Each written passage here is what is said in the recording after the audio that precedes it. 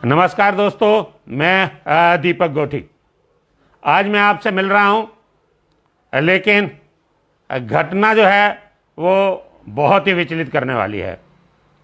आप सबको मालूम है कि मैं भगवान राम का परम भक्त हूं और आज़ाद रामलीला कला परिवार से मैं जुड़ा हुआ हूं। आज़ाद रामलीला हमारा वो परिवार है जिसमें समाज के सभी प्रबुद्ध नागरिक हमसे जुड़े हुए हैं और हम 10 दिन भगवान की लीला का मंचन करते हैं और उससे पहले 30 दिन तक उस लीला के मंचन के लिए रिहर्सल भी करते हैं। इस रिहर्सल में और लीला के मंचन में मंच पर पंकज जी हमारे साथ होते हैं जो डायरेक्टर हैं, और हमारे बीच में एक कलाकार हैं महेश अग्रवाल, विभीषण का रोल करते हैं और इस रोल में वो पूर्ण रूप से समर्पित रहते हैं।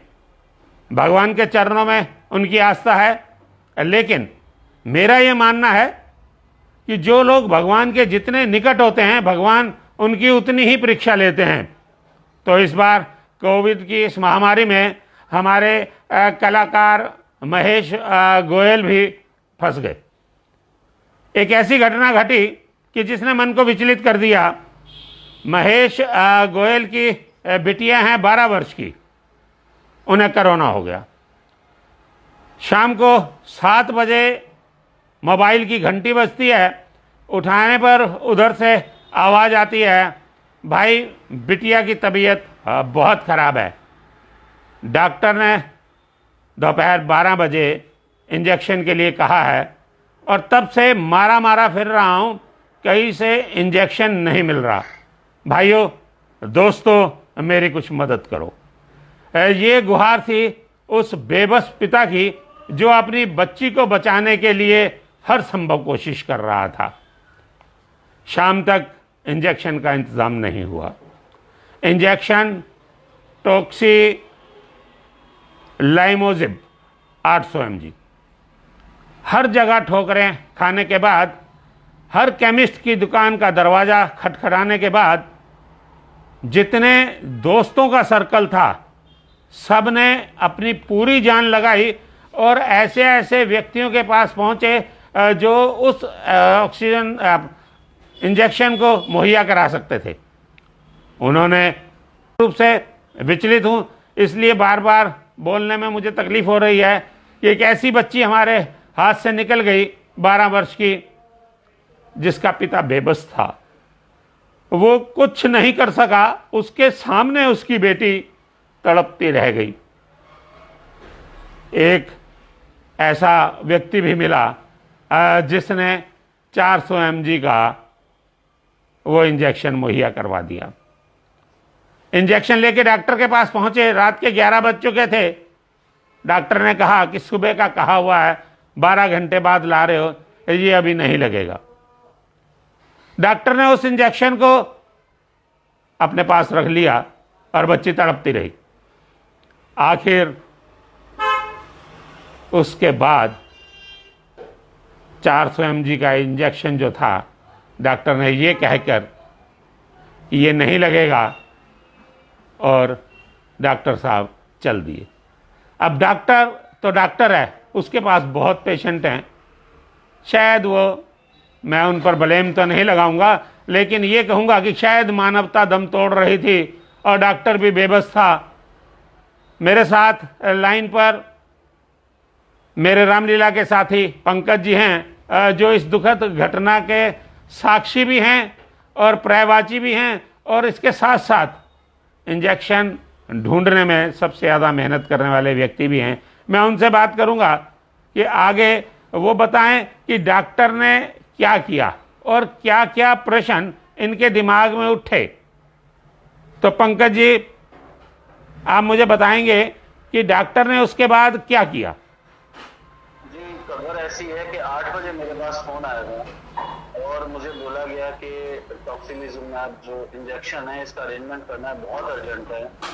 मैंने भी पूरे प्रयास किए, मैंने पीएम, राष्ट्रपति, मिनिस्ट्री ऑफ हेल्थ सबको ट्वीट करा, वहां से एक रिस्पांस का जवाब तक नहीं आया है अभी तक भी कि आपका अरेंज हुआ या नहीं हुआ। खैर वो सेकेंडरी बात है।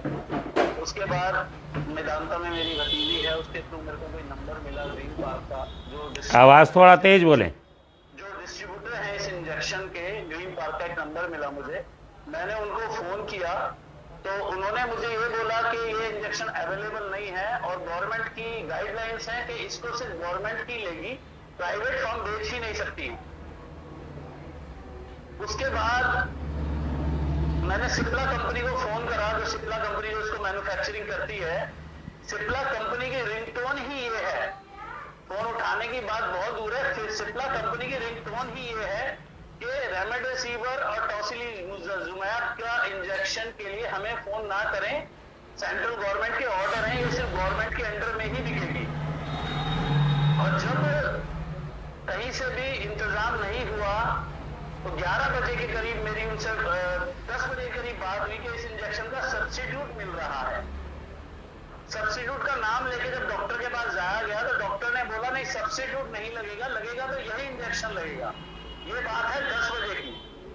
11 बजे जब इंजेक्शन अरेंज हो जाता है तो 1 घंटे के अंदर डॉक्टर बाद में ये जवाब देते हैं कि अब बिटिया की हालत थोड़ा क्रिटिकल हो गई है, इसलिए हम ये इंजेक्शन दे ही नहीं सकते। 1 घंटे के अंदर उन्होंने ये जवाब दिया।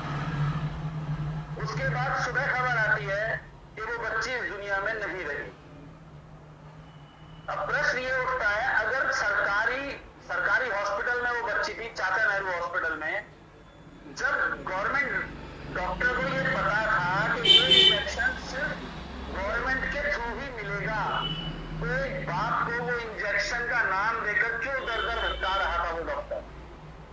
दूसरी बात, जब गवर्नमेंट को पता है ये लाइफ सेविंग ड्रग्स है, इसकी मैन्युफैक्चरिंग इस समय ज्यादा होनी चाहिए, तो उसकी मैन्युफैक्चरिंग ज्यादा क्यों नहीं हो रही और गवर्नमेंट हॉस्पिटल में उसकी सप्लाई क्यों नहीं हो रही? एक बाप की बेबसी को मैं जाहिर नहीं कर सकता। जिस तरह मेरा भाई मेरे फोन पे फूट फूट कर रो रहा था, मैं उसका बयान नहीं कर सकता कि भाई मैं सब तरफ भटक चुका हूं, मेरी कुछ समझ में नहीं आ रहा है।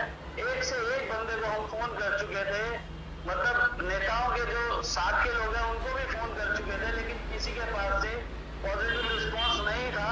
वो भी इसलिए क्योंकि इंजेक्शन अवेलेबल ही नहीं है। तो ये किसकी नाकामी है? केंद्र सरकार की, दिल्ली सरकार की। और वैसे कहना तो नहीं चाहिए, लेकिन हमें ये लगता है कि हमने भेड़ियों को कुर्सी पर बिठा रखा है, जो एक बच्ची को मरते हुए देखते रहे और उन्होंने जवाब तक नहीं दिया।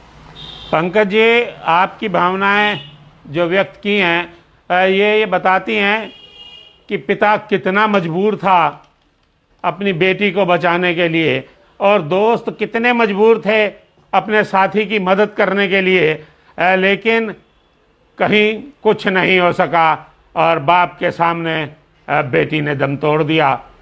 रामलीला परिवार पूरा का पूरा मुकेश गोयल जी के साथ है। दुख की इस घड़ी में हम सब उन्हें सांत्वना देते हैं और भगवान से प्रार्थना करते हैं कि ऐसा काल जो है दोबारा किसी और को ना देखना पड़े।